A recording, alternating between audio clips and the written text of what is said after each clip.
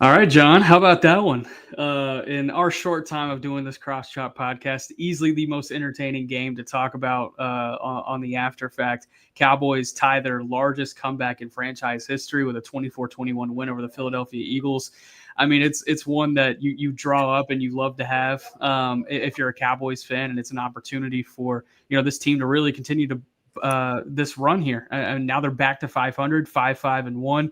But man, what an absolute roller coaster this game was. And John, just kind of let's start the show off. Talk about your emotions going through that game from the jump, and then eventually the final result, obviously. Man, that first half was awfully depressing. Awfully depressing. I was pretty sad. I was sports sad. I was depressed. I honestly didn't think they were going to be able to battle out of that hole, given what we've seen throughout this season. But they showed resiliency. Yeah. They were able to bounce back. And once the defense started getting stops and the Cowboys got that first touchdown in the second half, then it was like, okay, we might have a shot here. And then the Cowboys defense just continued to get stop after stop after stop after stop after stop, and got some turnovers to go their way. It was an incredibly crazy game. I mean, Sam Williams, of all people, made a play. That's wild. The first time all year. Insane. Kenneth Murray made a play. Wow. Wild. The offense, Kevontae Turpin tripped over a shadow and fumbled somehow. CeeDee Lamb forgot his hands at home for feels like the fourth game this year.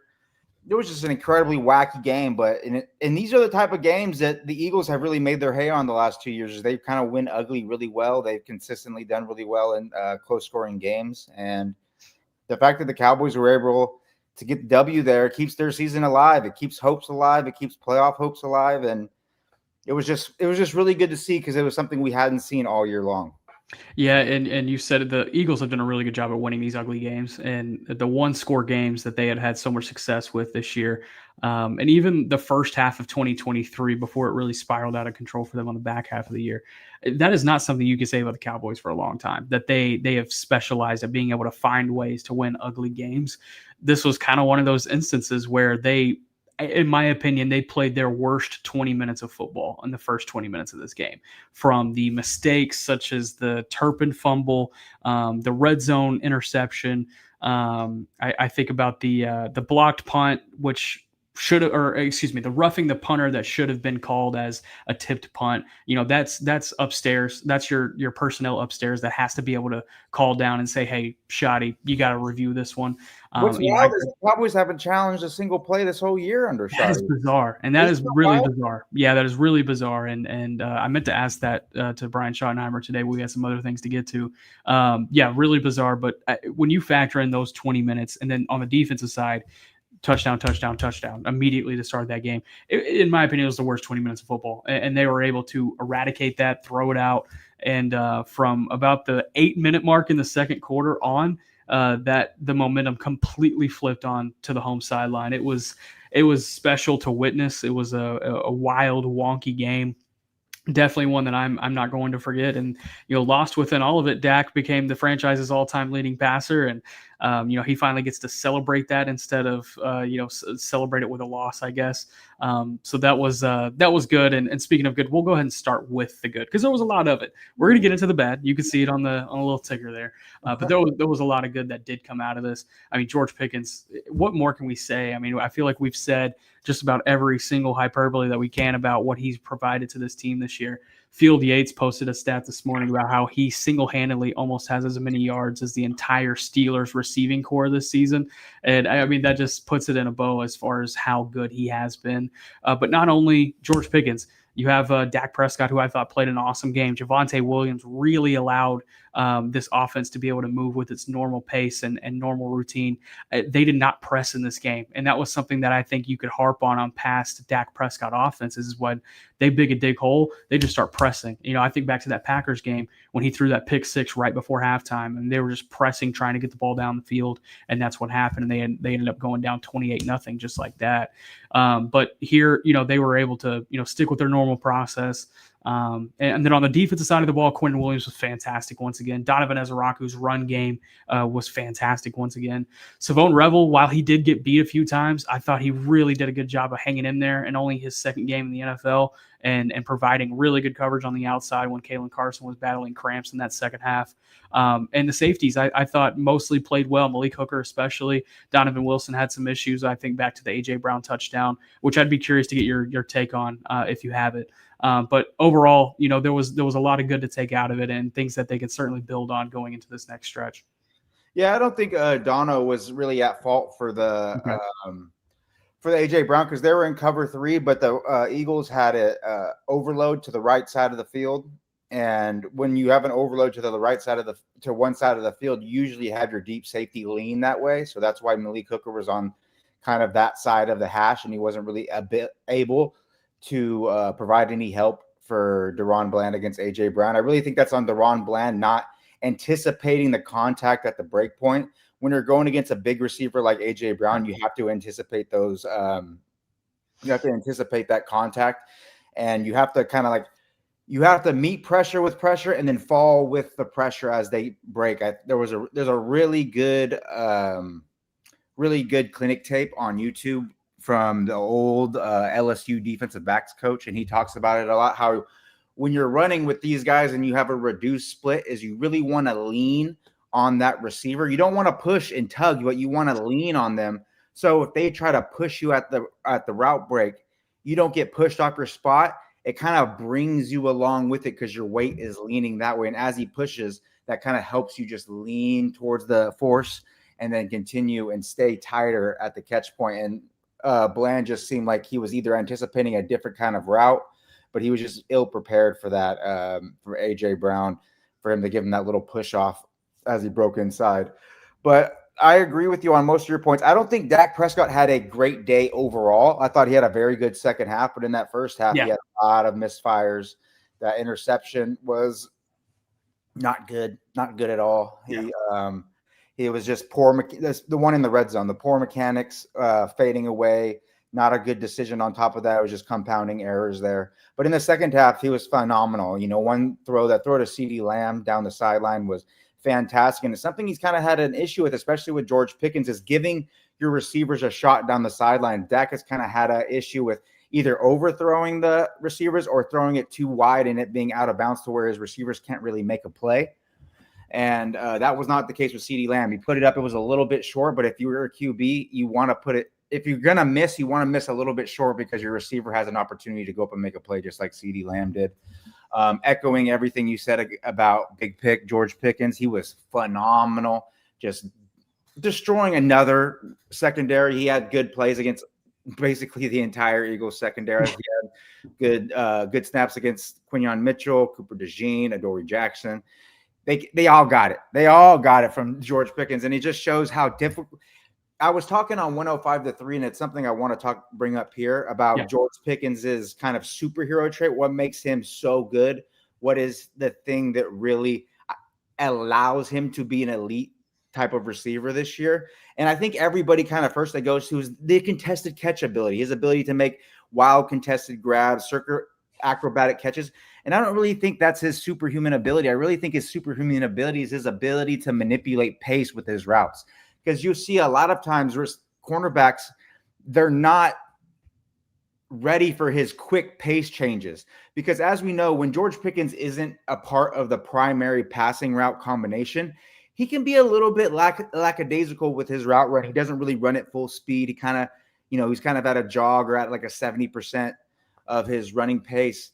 And I used to really, at the beginning of the season, really harp on him for that. But I think it really adds to his game when he is the primary receiver, because he'll come and he'll kind of start with a lackadaisical release or a lackadaisical stem, and then he'll just suddenly burst and change his pace. And then the corners have you could tell they're often caught off guard by that. They're not on their P's and Q's there, and that allows them to create separation and make big plays. Obviously, the ability to make contested catches is great. We saw him jump into the atmosphere to get that catch against the Eagles.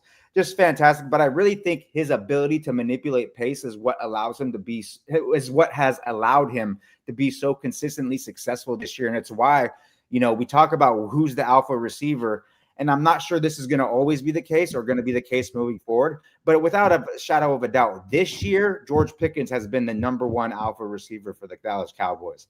Without a doubt. He's just been the guy who has, regardless of the coverage, regardless of the scheme, regardless of whatever the receivers are on the field, he's able to maintain his production. And it's why he's been, in my opinion, a top 3 receiver probably this year behind Jackson Smith and Jigba. Puka Nacua are the only really 2 people I think that can really justify saying that they've been better than George Pickens this year so far. He's just been a phenomenal addition to the Cowboys offense. And obviously, Quinnen Williams was dominant. I think him and Pickens were the only players that were dominant throughout the game. They had good first and second halves. Quinnen Williams has just been also props to you for the question on Quinnen Williams last week, asking him about the stance. That was fantastic. That's great lob. Great lob. Best on the beat right here. And you're seeing it pay off. Since he's been with the Cowboys, he's been one of the best pass rushers in the NFL, period. Regardless if you're talking about edge rushers or defensive tackles, his win rate, I think, is the 6th highest. I put the stats on my Twitter, so if you guys want to go look and get the exact stats, they're on there. But he has one of the highest win rates, total pressures, all of those things, all of the stats that we look for to see if a player is playing at a high level and if they're going to be able to maintain it moving forward. He has them in spades. He's just been phenomenal against the run. He's continually being successful. He's not he's not making the plays himself as much as he was with the Jets, but he's setting up his teammates for success so much. He hustles to the ball consistently.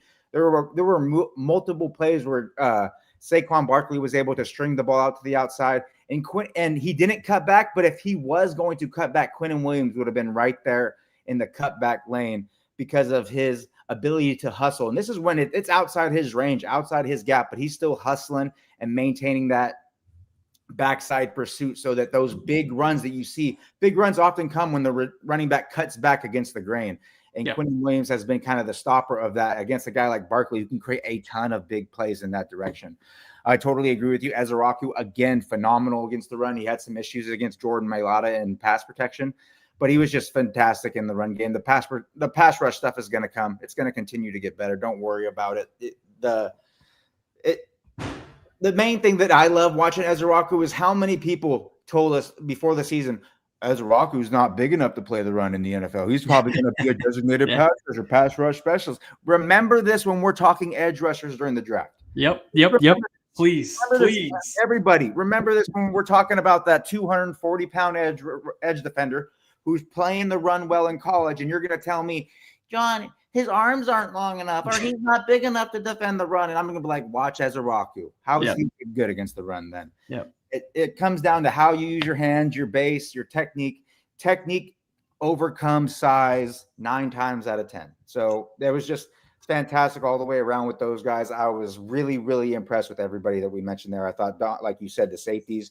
I thought the last 2 games have shown the ability to have, more consistency, more stability, veteran stability in the safety position. How much that helps this defense put a cover on the defense, limit big plays and things like that. I really liked the play that you pointed out on your thread. And if you haven't gone to John's thread, go to his thread. What are you doing? The play where Donovan Ezraku lined up as a wide 9 and he just crossed underneath to beat the right tackle and get underneath and make that play. Man, that was a great play. It was one that stood out to me. And also you pointed out the Quinnen Williams run defense play that he had where he got underneath his assignment and was able to get Saquon down in the backfield. I mean, the strength that he showed just to wrestle Saquon to the ground on that play is unreal. And you highlighted Solomon Thomas had a hand in that play as well. So it was really good to see the defensive line really show up again in the run defense because it was just the Raiders and you hoped it was not just the Raiders, and they proved that. One other good thing I do want to point out, Tyler Booker, man, looking at his performance against Jalen Carter yesterday, and I was pulling up some PFF numbers while you're going there, John. Only 1 quarterback pressure Tyler Booker allowed on the game. And Jalen Carter had his worst run defense grade of the season yesterday in that Cowboys.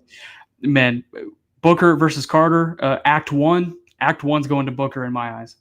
Also, I think another person that deserves credit is Cooper Beebe. He was fantastic on the combo blocks with Booker on Jalen Carter. There's especially a specific play where you'll see Beebe lend a shoulder on the combo block to Jalen Carter and knock him in the next week. Really, really impressive. Just their ability to work in tandem and coordination against these top flight defensive tackles has been against a guy like Jalen Carter, who coming into the season, people were thinking he was going to be the best defensive tackle in the NFL. And he was kind of on that trajectory after his first couple of years. He hasn't really, I don't think he's really played up to his potential yet this year consistently, but still just a fantastic performance. And I think one more thing that this shows is that when the Cowboys have all at least four of their five offensive linemen healthy, they do a very good job of making sure the best player on the opposing defensive line doesn't ruin things for the Cowboys offense. I mean, think about all of the great pass rushers and run defenders that they faced this year. Micah Parsons, Max Crosby, Jalen Carter, and they've done they haven't won all those games. The offense hasn't looked fantastic at all times in those games against these guys, but they do a very good job of making sure those guys aren't the reason why they get beat. Even in the game against the Broncos, against what has been the best pass rush group, they held their own in that game. Now, did they get home? Absolutely. But they held their own in that game, and they gave this offense a lot more chances than it probably should have. But yeah, now that you're starting to see consistency up front with all five guys continuing to stay healthy, I say that Tyler Guyton's most likely not going to play on Thursday. But I think you're going to see continued improvement from that group as long as all five are on the field.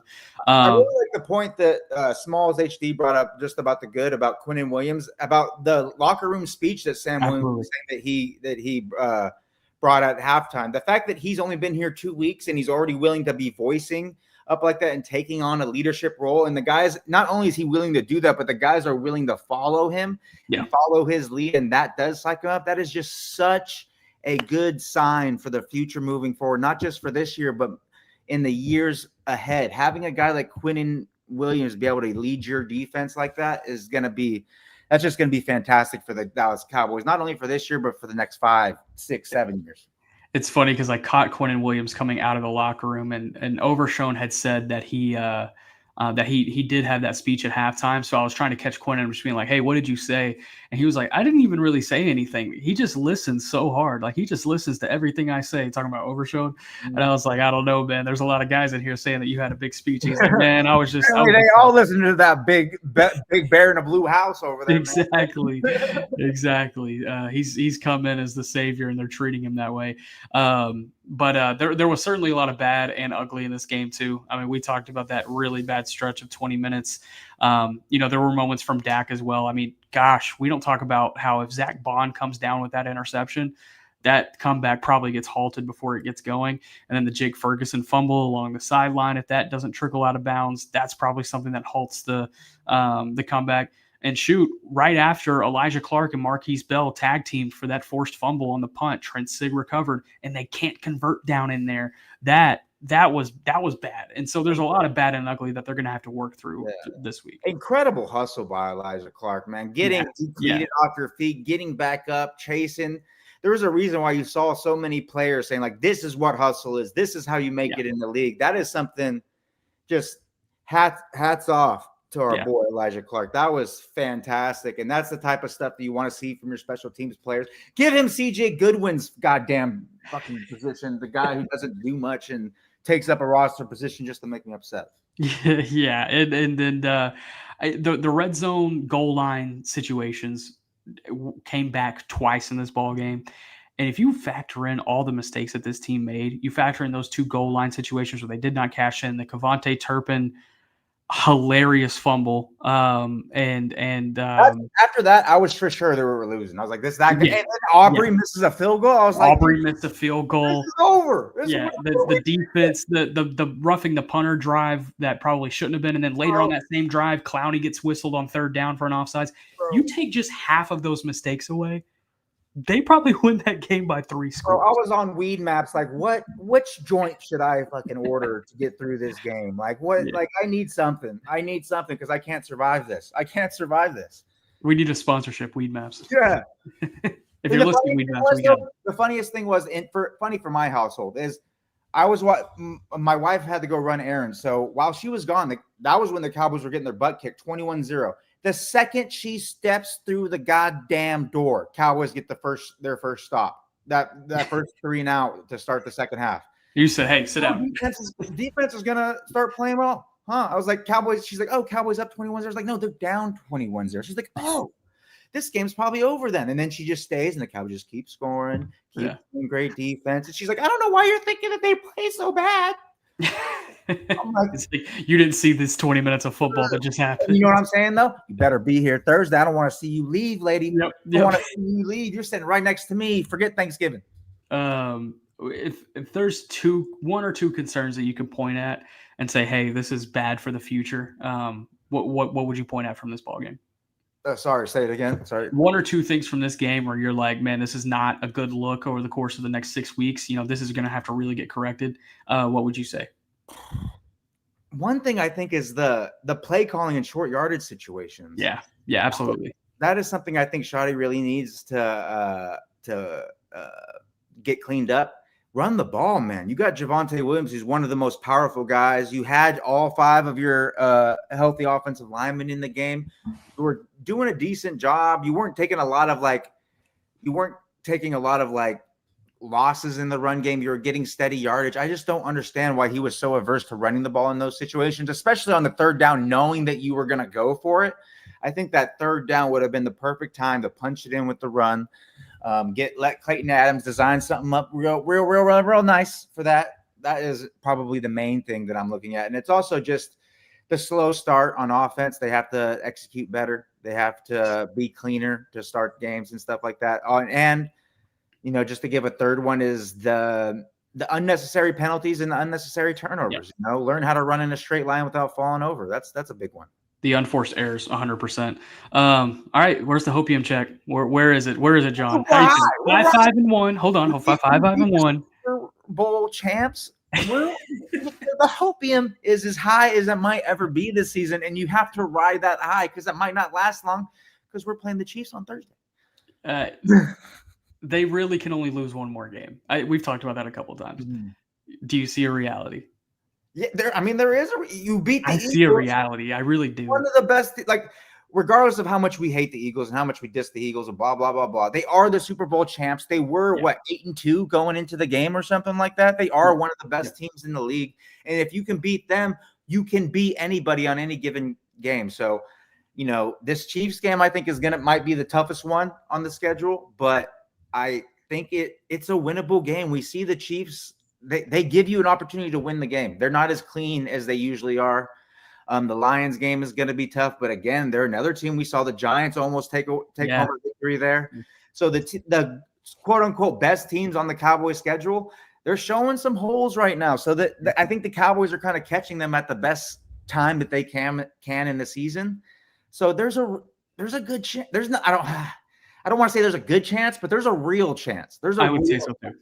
I would say so too. And not only those two opponents, but you look at the Vikings, they can't figure out their quarterback situation. The Chargers have the worst offensive. It keeps on giving, Mr. JJ. He is 9.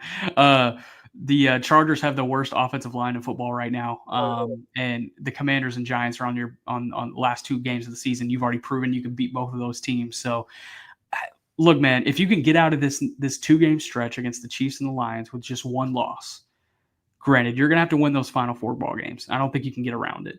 But they are winnable games, and your 2 toughest of those 4 are at home. So the hopium is there, and I think rightfully so. Am I betting on this team to make the playoffs? I'm not. But I do think there is a real chance.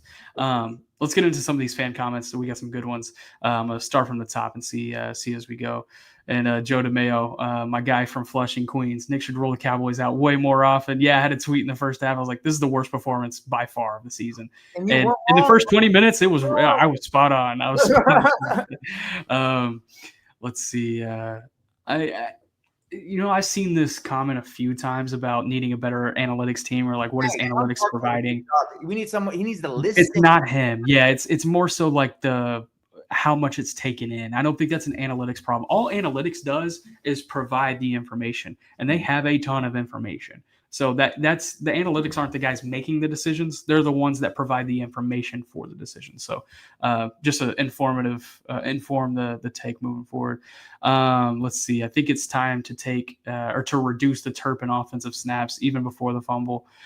It's funny because you see the fumble and then you see them go right back to him on a reverse, and then he gets that 48-yard reception where Dak is literally telling him to just sit in the hole. He's having to direct it the whole way. He's like, sit in the hole, and then he fires it in, and then he rattles off that 48-yard gain. So you see what he can provide to the offense, but it's like, is it worth it at this point? Mm-hmm. Yeah, I don't think you should maybe reduce his snaps is the right. I do think Flanoy should be the definitive number 3 receiver in terms of snaps. But I don't think you should take away the Terp gadget snaps. I think that's still a good thing in the offense. It's a good thing to make opposing defenses have to game plan for. Now, what we learned from the Eagles is even if you use things quite a bit, they might think it's not it. They never seen it before. A 5-man front. What?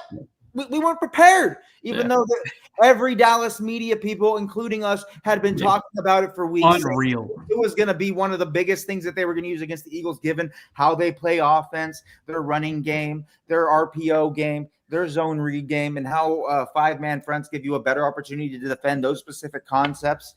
But, apparently, Nick, we're better at scouting than the Philadelphia Eagles are. Isn't that? Yeah. Apparently the Eagles are not watching the Cross Chop. Something I would have never said before this week, but apparently it's true. They need to be watching Cross Chop every week. Yeah. Chris Baller, I think Flus is safe now. I hope not. I hate to say it, John. He is. I think he is. And there has been so much more support for Eberflus, even when things were going really bad during the season. And you compare it to the Mike Nolan situation from 2020, there are stark differences in the comments made. And now that he's actually stacking a couple of good performances together, I think you need to prepare for it, John. That's all I'm saying. I prepared for it when they traded for Quinnen. I knew that he was going to make a big impact. I was like, watch, they're going to play good enough defense that this dude's going to be back. And it's going to frustrate me, and I'm going to have another year yelling about soft zone coverage. Offensive line makes me so happy with Robert DiCenzo and Clayton Adams and Connor Riley. They deserve so much praise, no doubt. And I'm not sure that they'll be able to hold on to Clayton Adams for more than probably 2 or 3 seasons, just because that's the level of impact I think you're getting from him right now. He's been fantastic. That dude's going to be a head coach. Absolutely. That Turpin fumble. Given that he's on the Cowboys platform, and we've seen that we get poached anytime any type of coordinator gets any type of love. So, good thing Flus ain't going to be a head coach anytime soon. I promise you that. This is a topic I definitely want to address. Chris Baller, shout out. So late in the game, are you kicking the field goal there? Context, as the offense is going back out on the field on that 4th down, I am talking to people left and right. I'm like, why are you not taking the points here? You had all 3 timeouts. Your defense had made 7 consecutive stops up until that point. I get you're on the 2. I get it. And 9 times out of 10, I am just run it in. You can do that. But with the red zone struggles that they had, the goal line struggles that they had yesterday, and the fact that they had all 3 timeouts and their defense is playing that way, you got to kick that, I think. I agree, and especially given the plays that were called, I would have loved a field goal. If they would have decided to try to punch it in the running game and 3rd and goal from the 2 would have been 4th and goal from the 1 type of thing, then I would have been more willing to go for it. But if you're just going to try to throw your way in, I don't think that was the best way to attack this Eagles defense that has such fast linebackers. Quinyon Mitchell's so good. They're really good tackling in the secondary. I just don't think that is the best way to attack this Eagles defense in the low red zone. So I did not. It was more play calling is the reason why I didn't like it there. But I would have kicked if you after the pass on 3rd down, I would have kicked the field goal for sure. Yeah. Last thing we'll address here. Once Diggs comes back, what do you guys expect the CB rotation to look like? Does he step in a CB1 or rotate with Ravel? Sounds like it's going to be a rotation, and they are not just going to give him a starting job back. He's going to have to work his way into the mix. So that's going to be fascinating. That's going to be fascinating to see. John, do you have what the people came for? I do, unfortunately. Oh, no. So our boy Hashoru did a fantastic job for the 2nd straight. Basho was able to be in the playoff on day 15, last day of the tournament. And instead of going against the bruising powerhouse of Ono Sato, he went against the rookie, not a rookie in the sense this was his first tournament, but a rookie in the sense he hasn't been in the top top division for a year, but he is one of the most, highly respected young sumo rikishi there is in the world. His name's Ionashiki. He's a what do they call it? He's from Ukraine. He moved to Japan because of the war in Ukraine. So he's a refugee. There we go. That's the word I was looking for. He's a Ukrainian refugee to Japan. And he's really taken the sumo world by storm ever since he became the top level of sumo in Japan. He's won double-digit matches in every single basho. And he's been Hoshoru's kryptonite. After this week, he's 4-0 against Hoshoru since he became. So he's fantastic. He's a wrestling base. He was one of the top Ukrainian wrestlers as a teenager. So he has a really strong base, but he's not very big. He's like 5'11", 311 pounds. He doesn't look very big, but a strong, incredible base, really good ability to not get pulled over the top because he has really hunched over posture. And it's just that Hoshoru's judo game doesn't mesh well with Ionashiki's wrestling game. So in the playoff, Ionashiki was able to get the victory and Hoshoru to get back-to-back second places. But I will say Hoshoru looked phenomenal for most of the tournament. Some of the best sumo I saw of him. I'm really excited to see him in the January basho now. Hopefully he can be able to take that bad boy home. After these second places, I feel like I'm a damn Buffalo Bills fan in the 90s right now. It's rough, but we have hope for the next one, baby. But I'm really excited. I thought it was fantastic. I really like Ionashiki, so I was kind of pulled, but Hosh is my guy. That's my guy. I want him to win over everybody, so the fact that he wasn't able to get the victory saddens me. That's what you guys have to look forward to during draft season, is that we're going to have sumo updates on the back half of the beginning of draft season. We're going to be hot and ready to roll. January, baby. March, those are going to be free agency is going to be free agency and sumo time, baby. Let's go. Appreciate everybody tuning in here tonight. We're going to make this a quick one. It's a short week. We'll try to get back with another episode before the Thanksgiving game. But man, we're having some fun around here right now, John. Yes, sir. Let's if the hopium is out there, let me know what it's tasting like. We'll see what it looks like moving forward. We puffing on that hopium consistently, my dude. Don't worry. Happy Thanksgiving to everybody. Thank you so much for tuning in and watching, helping us grow the podcast. We're going to continue to grow. We're going to continue to be there. We're coming for everybody, in the Cowboy podcast space. You better watch out. Battle Royale is coming, but really appreciate you guys sticking with us. For John and producer Caden behind the scenes, appreciate everybody. Thank y'all. And we'll be back. We'll be back soon here on Cross Chop. Stay blessed, everyone.